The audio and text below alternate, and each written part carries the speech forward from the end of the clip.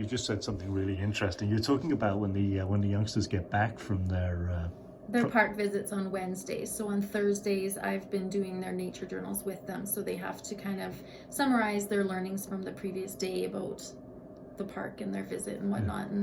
And Elder Daryl always tells about stories, or Joyce always tells stories, Blackfoot stories to the students, and students that you wouldn't normally expect to pick up on these learnings come back and can tell me these brilliant stories that they've learned about what it means, like when a chickadee is flying around or landing on them, and why that chickadee chose them, and it's just amazing to hear some of the stories that they've learned and they've internalized, and they know the significance of it. And so it's neat that I get to see that on Thursdays with them after they've been to the park.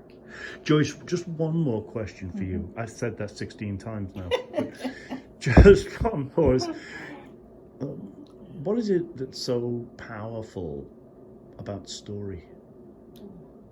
There's just so much to be learned from them.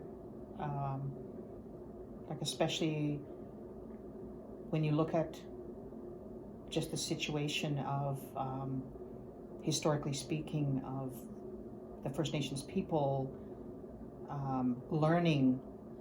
They did the outdoor learning firsthand. They, in the wintertime, would gather, and that was a time for storytelling and teaching lessons, and the whole community participated in that.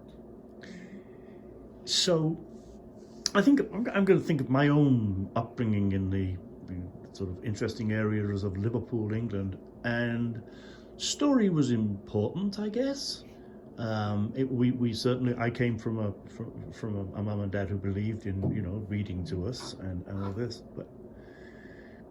but actually, as I've come to understand it, it might have been sort of important within your cultures. It's more than important. It's who you are.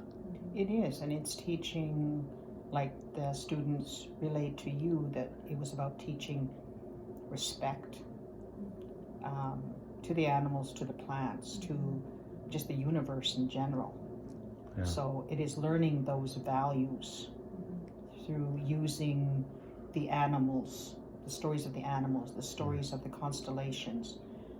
Everything revolves around those stories, but those stories all have meaning, which, I don't know, the only thing I could think of, the equivalent would be a fairy tale. Yes. Where you derive your own conclusion and your own learning from it. I know that in my growing up years, there were stories that my grandmother would tell me, and I would walk away and go, what was that for? Yeah. Right?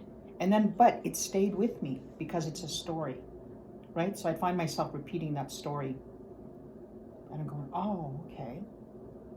That's what she means by that. She would never say, and you very seldom hear, the old people say, don't do this and don't do that, and you shouldn't do this.